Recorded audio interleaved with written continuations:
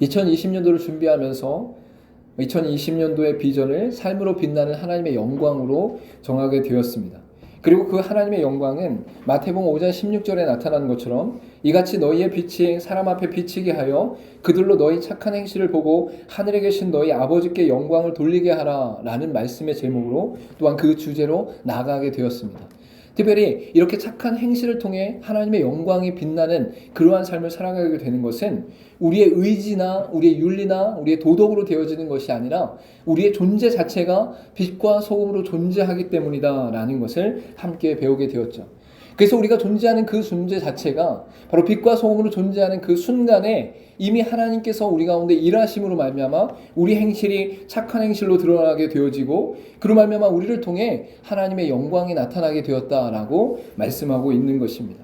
그리고 특별히 이렇게 빛과 소금으로 존재하는 자들, 즉 우리의 존재 자체가 하나님의 거룩한 백성으로 변화되어져서 새로운 피조물된 우리의 인생 가운데 바로 예수 그리스도의 말씀, 팔복을 통해 우리의 삶의 근원과 동력이 되어진다라고 분명히 말씀을 드렸습니다.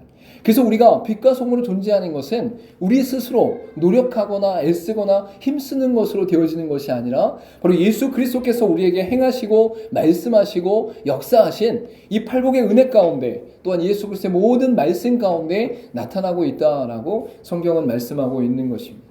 그래서 이 팔복이 우리 가운데 우리의 삶의 형태 가운데 진정으로 나타나게 되어지면 그것을 통해 우리는 빛과 소금의 삶으로 온전히 살아가게 되어지고 그로 말미암아 착한 행실로 하나님의 영광을 나타나게 되어 있다라고 성경은 말씀하고 있는 것이죠. 우리가 다시 한번 말씀을 드리면 산상수훈이 오늘 본문의 말씀 가운데 5장부터 7장 가운데 나타나는 것을 볼 수 있습니다. 산상수훈은 예수님께서 공생의 사역을 하시며 4번의 설교를 하셨는데 첫 번째 설교로 나타나는 것이고 바로 산 위에서 많은 사람들에게 하나님의 말씀을 증거하신 것으로 나타나기 때문에 산상수훈이다라고 말씀하고 있습니다.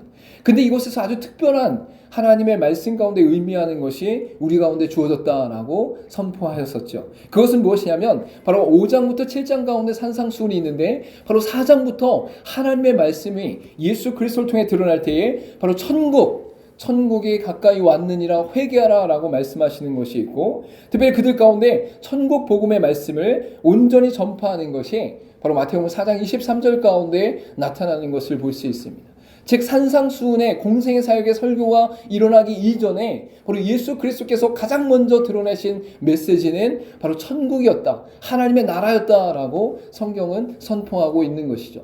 더 놀라운 사실은 이 마태복음 5장부터 7장 가운데 나타난 산상수훈의 마지막, 즉 7장 21절 가운데 바로 천국 복음의 말씀이 마지막으로 드러나고 있는 것을 볼 수 있는 것이죠. 예수 그리스도께서는 산상수훈을 통해서 하나님의 비밀과 하나님의 나라를 선포하실 때에 그 앞과 그 뒤가 하나님의 나라로 가득 채워진 것을 우리가 알 수 있는 것입니다. 바로 창세기부터 요한계시록까지 하나님 말씀이 선포될 때에 하나님의 나라에 대해 바로 그 나라의 창조와 그다음에 타락된 모든 세계 가운데 완전한 하나님 나라의 회복을 말씀하시는 이 성경 전체의 하나님의 나라의 주제와 연결되어 있다라고 말씀할 수 있는 것이죠. 더 깊이 들어가서 이 팔복의 8가지 복이 우리 가운데 드러날 때에 첫 번째 복과 마지막 8째 복에도 바로 천국이 선포되고 있는 것을 우리가 분명히 알 수 있습니다. 심령이 가난한 자는 복이 있나니 천국이 그들의 것이며 라고 첫 번째 복에서 분명히 말씀하고 있는 것이죠. 그리고 10절 가운데 의를 위하여 박해를 받는 자는 복이 있나니 천국이 그들의 것이며 라고 분명히 말씀하고 있습니다. 즉 우리의 삶 가운데 이 땅을 살아가는 그리스도인들, 하나님의 백성들은 빛과 소금으로 존재하게 되어지고 그 사람들을 통해 착한 행실이 하나님의 영광을 드러내는 귀한 통로가 되어지는데 이 빛과 소금의 아주 밑바닥 가운데 예수 그리스도께서 강조하고 있는 것은 바로 우리의 삶 자체가 하나님의 나라다라고 선포하고 있다라는 것이죠. 즉 여러분이 이 땅 가운데 예수 그리스도를 믿고 나서 영원히 도래할 하나님의 나라 새하늘과 새 땅을 고대하며 기다리지만 이미 예수 그리스도께서 이 땅 가운데 오셔서 십자가에 죽으시고 부활하시는 그 사건을 통해 하나님의 나라가 임했다라고 말씀하고 있는 것이죠. 그래서 예수 그리스도를 알기 이전에는 우리가 어디로 가야 될지, 어떠한 존재인지, 죽음 이후에는 어떻게 되는지, 우리는 어디로부터 왔는지, 이 땅은 어떻게 창조되었는지, 그 어떠한 것에도 자유롭지 못한, 진리 안에 거하지 못하는 인생이었다면, 이제 예수 그리스도를 믿고 나서는 예수 그리스도를 통해 하나님이 말씀하신 언약이 성취되었고 하나님의 나라가 임했고, 이제 예수 그리스도가 재림하실 때에 영원한 종말 가운데 새 하늘과 새 땅이 우리에게 도래하게 되었다는 사실을 알게 되었다라는, 이 진리를 품고 살아가는 사람들이 바로 예수 그리스도를 믿는 자들이고 하나님의 백성이고 성령의 인도하심을 받는 자들이다라는 것이죠. 그래서 하나님의 나라, 즉 천국이 영원한 새하늘과 새 땅 가운데 우리 가운데 아직 도래하지 않았다 할지라도 이미 예수 그리스도, 하나님께서 완전하게 드러낸 진리 안에서 이 땅에서 하나님의 나라를 누리게 된 자들이 바로 그리스도인들이다라고 성경은 말씀하고 있는 것입니다. 그래서 이 산상수훈의 팔복은 하나님의 나라를 기초로 예수 그리스도께서 그의 믿는 자들이 이 땅 가운데 어떻게 살아야 되는가를 명확하게 선포하고 있다라고 말씀하고 있는 것이죠. 특별히 우리가 첫 번째와 두 번째를 지난주와 지지난주에 함께 나누게 되었습니다. 심령이 가난한 자는 우리 마음의 중심 가운데 하나님의 은혜를 간절히 구하고, 가난한 자로서, 결핍된 자로서, 배고픈 자로서 무엇인가 간절히 구하는 것처럼 진리를 간절히 구하며 소망하는 자로서의 삶이 우리 가운데 나타난다라고 말씀드렸습니다. 두 번째로 애통한 자는 이 땅 가운데 하나님 앞에 서 있는 그의 백성들이 하나님을 만난 이후에 거룩하고 완전하신 그분 앞에서 우리의 불의와 우리의 죄악과 우리의 타락과 우리의 비참함을 발견함으로 말미암아 하나님 앞에서 애통할 수밖에 없는 존재임을 알게 되었죠. 특별히 애통한다는 것은 사람이 죽었을 때에 그 초상집에서, 그 헤어짐 가운데, 그 죽음 앞에서 간절히 눈물을 흘리며 통회하는, 또한 탄식하는 그 상태를 바로 애통하는 상태다라고 말씀을 드렸습니다. 그래서 이 땅 가운데 살아가는 그리스도인들은 하나님 앞에 날마다 애통하게 될 수밖에 없다라는 거예요. 우리가 사람과 사람의 상태 가운데 서로 상대적으로 비교할 때는 내가 이 사람보다 좀 낫다라는 의식 가운데 크게 애통한 일이 없는 것을 발견하게 되는 것이죠. 그러나 사람의 상태가 하나님 앞에 서게 되어지면, 하나님의 존재 앞에 서게 되어지면, 하나님의 거룩함 앞에 서게 되어지면 애통할 수밖에 없는 존재가 바로 우리다라고 말씀을 드린 것입니다. 그리고 오늘 본문의 말씀을 통해 바로 빛과 소금으로 이 땅 가운데 존재하는 그리스도인들, 하나님의 백성들이 어떻게 이 세상 가운데 살아가는 것인가 라고 할 때에 그 팔복의 동력 중에서 세 번째로 온유한 자는 복이 있나니 그들이 땅을 기업으로 받을 것이며 라고 말씀하시는 이 은혜 안에 거하는 것을 함께 나누도록 하겠습니다. 일반적으로 우리가 온유를 얘기할 때는 폭력적이거나 잔인한 것에 반대어로 의식하는 것을 볼 수 있습니다. 그러나 우리가 온유라는 것을 성경적인 관점에서 정리하면 어떠한 역경 가운데 있다 할지라도 선하신 하나님께서 끝까지 붙잡고 보살피실 것이라는 그 신뢰의 확신 가운데 누리는 기쁨과 평안이다라고 말할 수 있는 것이죠. 여러분, 이 땅 가운데 어떠한 환경과 어떠한 상황과 어떠한 처지가 있다 할지라도 하나님 한 분만으로 우리 인생 가운데 만족이 일어나고 하나님 한 분만으로 기뻐하는 역사가 일어나고, 그리고 하나님께서 우리와 함께 하시는 가운데 우리를 끝까지 놓지 않으시고 붙잡고 계시며 보살피심으로 말미암아 내가 누리게 되어지는 평안과 기쁨이 바로 온유다라고 말씀하고 있는 것이죠. 하나님의 온전하신 사랑이 우리 가운데 임하면 내 안에 불안함과 두려움과 걱정이 사라지게 되는 거예요. 왜? 내가 어려운 상황에 처했지만 하나님이 나를 붙잡고 계시다는 거예요. 내가 힘들고 어려운 슬픔의 고통의 골짜기를 걷는다 할지라도 그 안에서도 하나님의 뜻이 있다라는 그 신뢰가 우리 가운데 온전히 품어져 나오고 온전히 고백되어져 나오면 그 안에 기쁨과 평안이 넘쳐나게 되어 있다라는 거예요. 그래서 믿는 자들의 인생 가운데 놀라운 변화는 무엇이냐? 만사가 형통하는 게 아니에요. 이 땅 가운데 모든 일이 다 잘 되는 게 아니에요. 아무 문제도 없이 이 땅을 살아가는 것이 그리스도인의 원리가 아니에요. 만약에 우리 인생 가운데 고통과 고난과 아픔과 슬픔과 눈물의 골짜기를 걷는다 할지라도 하나님의 살아계심을 온전히 신뢰하는 그 믿음의 고백이 내 안으로부터 드러났을 때에 그 고백으로 말미암아 온전한 평안과 기쁨을 누릴 때에 그것이 바로 온유함으로 나타난다라고 말씀할 수 있는 것이죠. 여러분, 아주 어린 아이들이 놀이터에서 엄마와 같이 놀다가 이 아이가 놀이터의 그 놀이기구들이 너무 재밌어서 막 놀고 친구들과 함께 노는 것이 너무 즐거워서 노는 경우들이 있습니다. 여러분들 유심히 살펴보면 이 아이들이 잠깐씩 엄마가 있는지 없는지를 확인하면서 노는 것을 발견하게 되는 거예요. 이 아이가 아무리 재밌고 즐거워도, 이 아이가 친구들과 너무 재밌는 시간을 보내도 이 아이에게 있어서는 엄마의 존재가 가장 중요하다라는 거예요. 그래서 이 아이가 아무리 즐겁거나 아무리 재미있거나 그러한 상태 가운데 있다 해도 엄마를 놓치지 않고, 또한 만약에 그 아이가 다치거나 재미가 없을 때는 더 엄마를 찾게 되어지는 것을 볼 수 있죠. 여러분, 여기서 아주 중요한 것은 이 아이에게 있어 엄마의 존재, 그 존재만으로 이미 기쁨이 있고 평안함이 있고 즐거움이 있다라는 것입니다. 여러분의 인생 가운데 이 땅을 살아가는 삶의 발걸음이, 삶의 순간순간이 무조건 평안하거나 무조건 좋은 환경 가운데 있지는 않습니다. 그는 믿는 자들에게 동일한 것은 이미 타락한 상태 가운데 죄의 삭슨 사망으로 이 땅 가운데 죄의 벌을 받고 있는 우리의 상태가 죽기 이전까지는 그 벌의 상태로 그대로 남아있기 때문인 것이죠. 예수 그리스도를 믿었을 때는 하나님과의 관계가 완전히 회복되어지며 영원한 진리 가운데, 영원한 생명 가운데 우리가 부르심을 받은 것이지, 이 땅에 죄로 말미암아 받는 형벌은 이 땅에 육체가 존재하는 한 우리의 삶 가운데 비참함으로 끝까지 존재하게 되는 것이 우리의 인생이다라는 것입니다. 그래서 우리 인생 가운데 상황과 환경과 여건은 끊임없이 어려운 일이 생길 수 있고 힘든 일이 생길 수 있지만, 믿는 자들의 인생 가운데 온유함이 드러난다는 것은 우리를 놓지 않으시고 끝까지 붙잡고 계시는 하나님을 향한 신뢰 가운데 평안과 기쁨을 누리게 되는 것이다 라는 것을 분명히 말씀하고 있는 것입니다.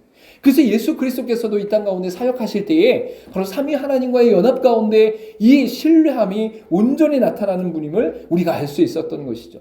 그래서 마태복음 가운데 11장 28절과 29절에 이렇게 말씀하고 있는 것입니다. 수고하고 무거운 짐진 자들아 다 내게로 오라 라고 말씀하실 때에 그 뒤에 무엇을 말씀하시냐? 나는 마음이 온유하고 겸손하니 나의 명예를 메고 내게 배우라. 그리하면 너희 마음이 쉼을 얻으리니 라고 말씀하고 있는 것. 예수 그리스도께서는 하나님이시고 하나님의 아들이십니다.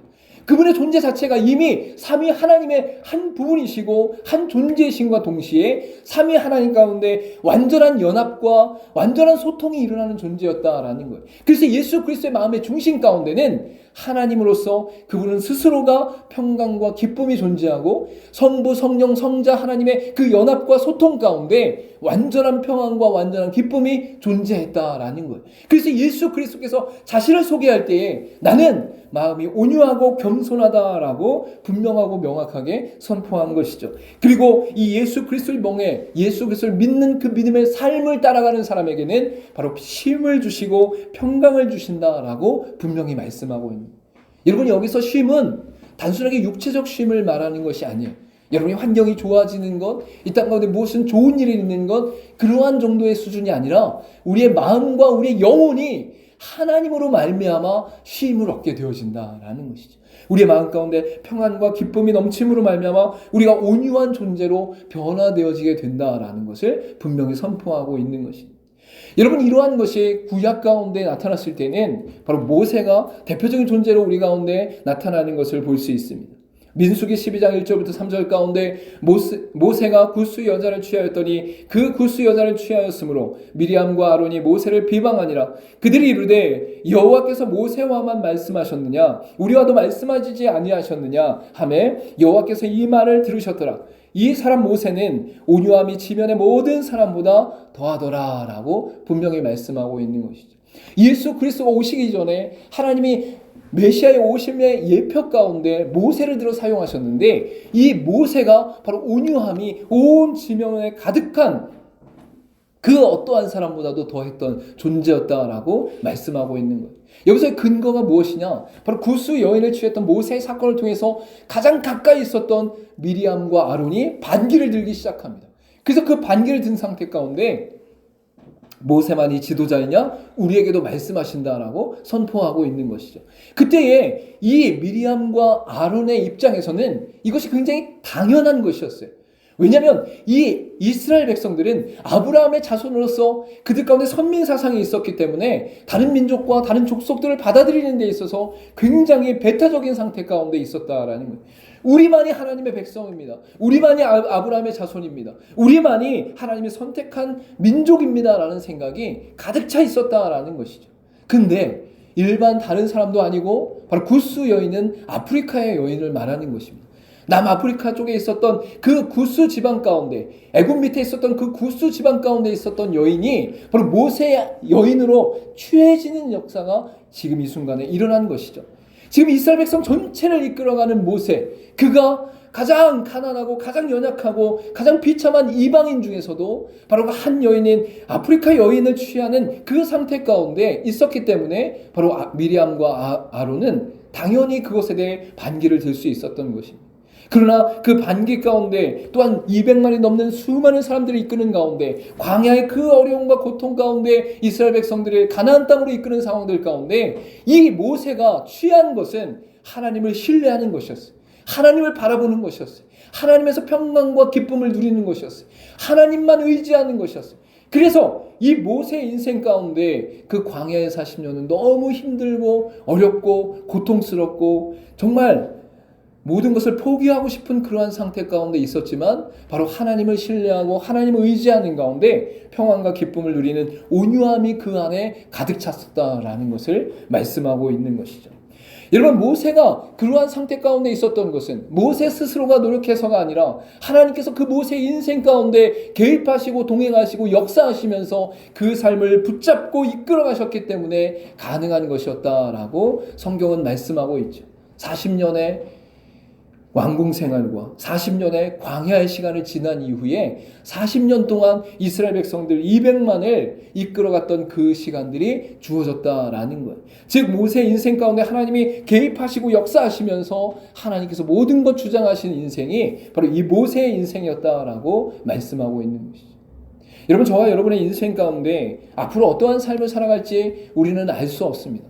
그러나 성경 가운데 예수 그리스도께서 그의 믿는 자들을 통해 이끌어가고자 하시는 것은 받은 자들로 하여금 성화의 인생, 즉 하나님을 전적으로 신뢰하는 믿음의 인생으로 이끌어가시고 계신다라는 것을 알 수 있는 것이죠. 그 가운데 바로 이 온유함이 믿는 자들을 통해 나타나게 된다라고 말씀하고 있는 거예요. 어떠한 상황 속에서도, 어떠한 극단적인 어려움 속에서도 오직 하나님 한 분만을 신뢰하며 의지하며 그 안에 평강과 기쁨까지 누리며 살아가는 인생이 그리스도인을 통해 나타났을 때 그것이 바로 빛과 소금의 인생이고, 그 빛과 소금으로 존재하는 것만으로도 이미 세상의 많은 사람들이 믿는 자들을 바라보면서 어떻게 그렇게 살아갈 수 있습니까?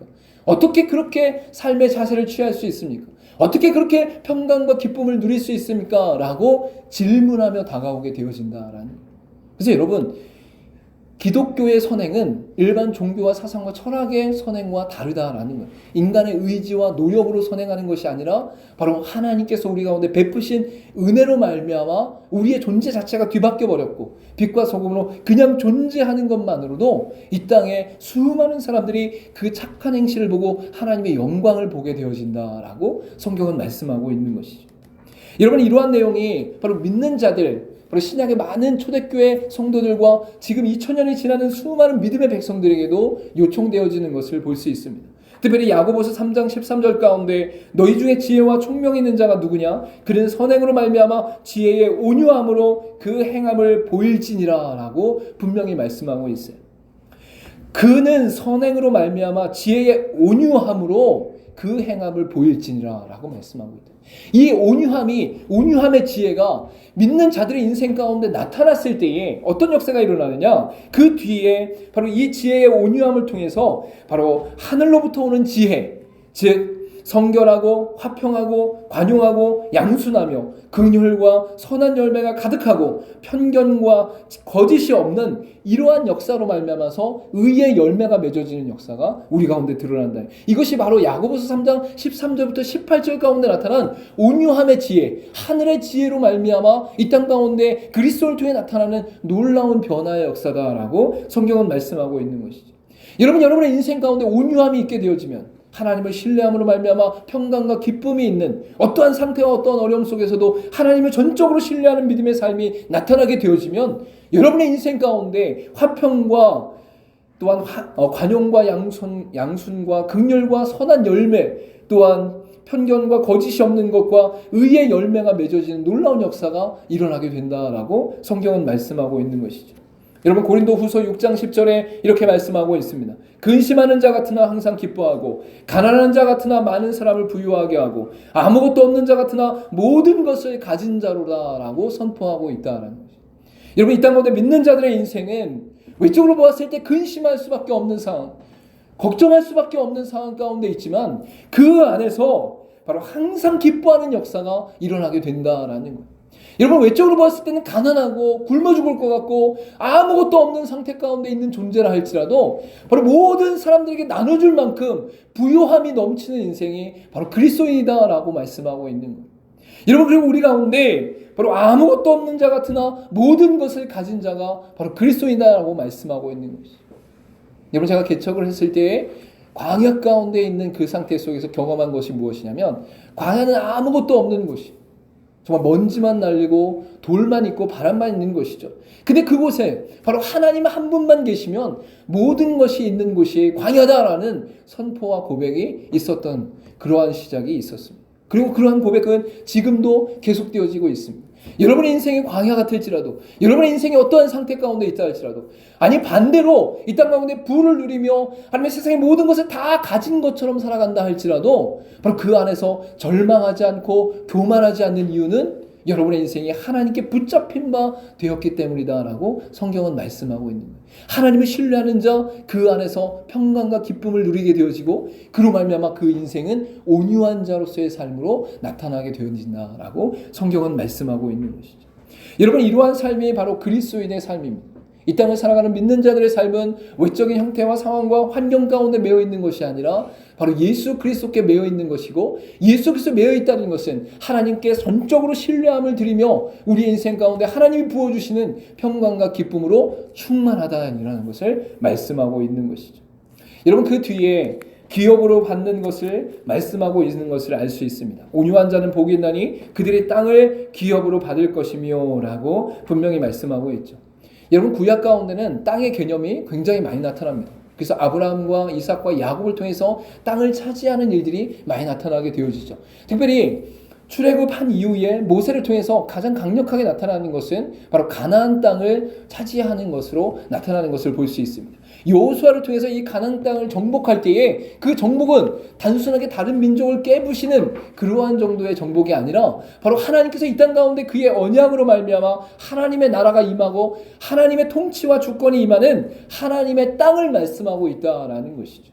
여기서 믿는 자들은 이 땅 가운데 보여지는 땅, 보이는 땅만 바라보는 것이 아니라 바로 보여지지 않는 땅까지도 성경에서 말씀하고 있다는 것을 우리가 분명히 알 수 있죠. 구약 전체가 예표와 또한 예언 가운데 나타나고 예수 그리스도를 통해서 완전한 구원이 성취되었다라고 선포한다면 바로 우리가 믿는 예수 그리스도 안에서 우리가 믿는 하나님 안에서 우리의 땅은 바로 우리의 기업은 영원한 하나님의 나라 그리고 영원한 하나님의 통치가 우리 가운데 있는 것을 말씀하고 있는 것이죠.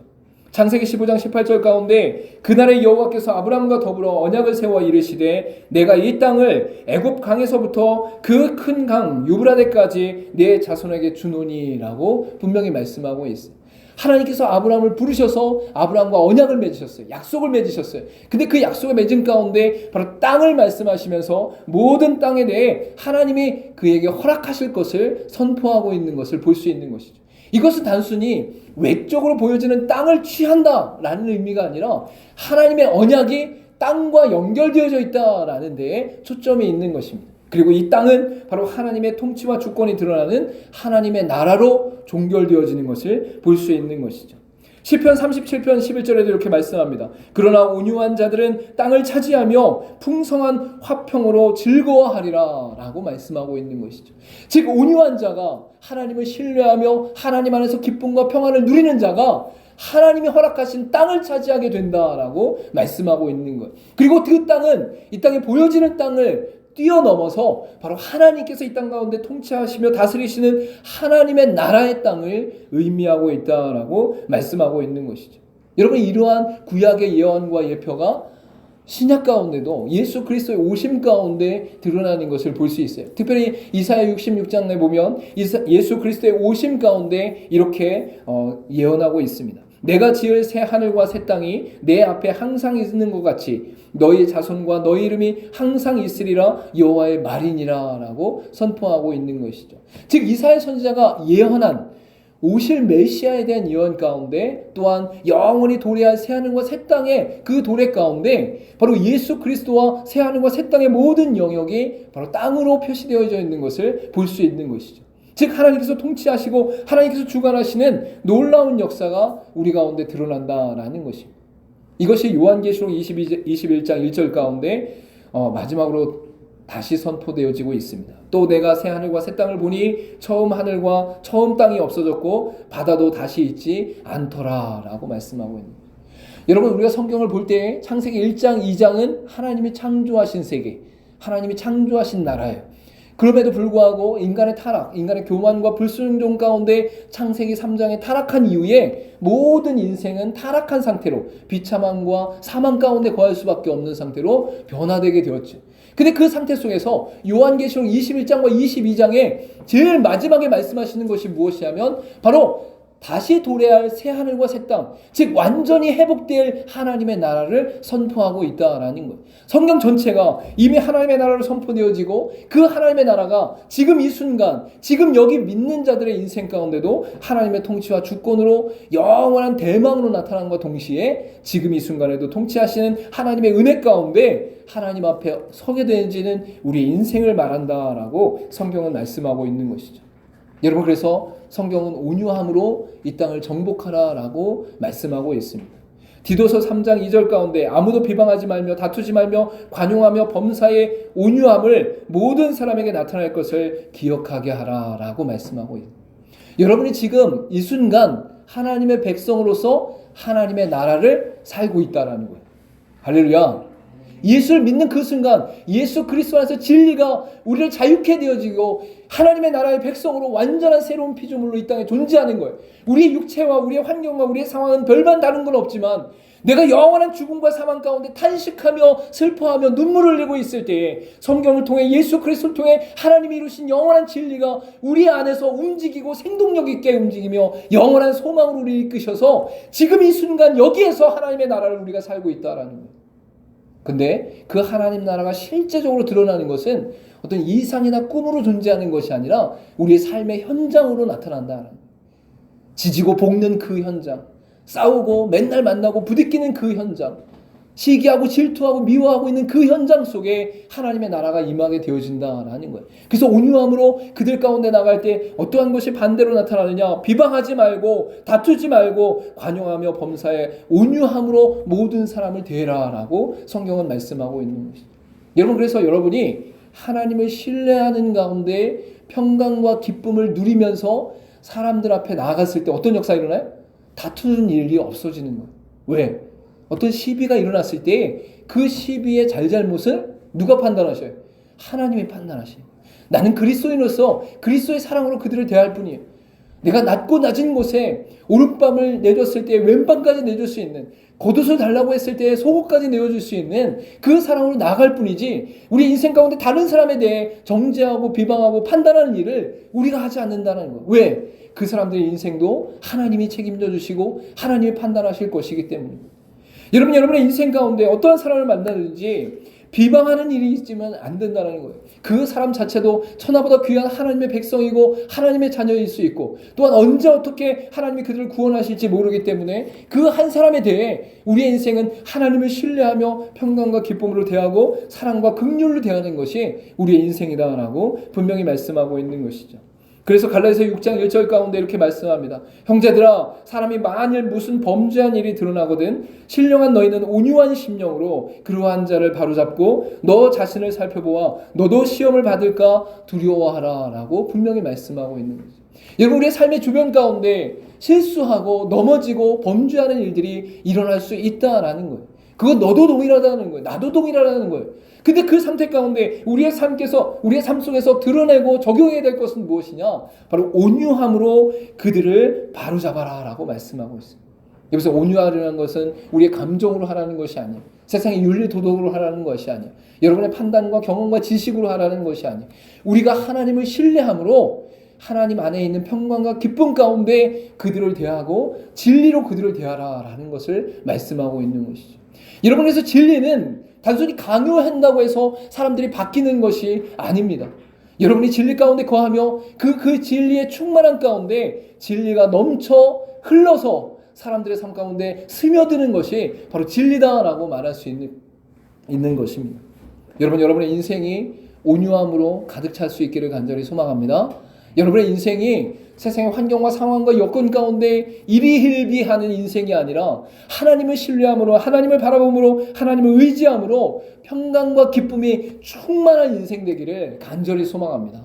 여러분의 평강과 기쁨이 하나님으로부터 주어진 놀라운 은혜 가운데 넘치기 시작하면 여러분이 어떤 행동을 하지 않아도, 의도적으로 무엇인가를 하지 않아도 여러분의 삶은 온유한 삶으로 나타나게 되어 있다라는 것. 그리고 여러분의 그 온유한 삶은 여러분의 존재 자체를 빛과 소금으로 온전히 존재할 수 있도록 해주고, 왜? 팔복이 빛과 소금의 동력이 되기 때문에.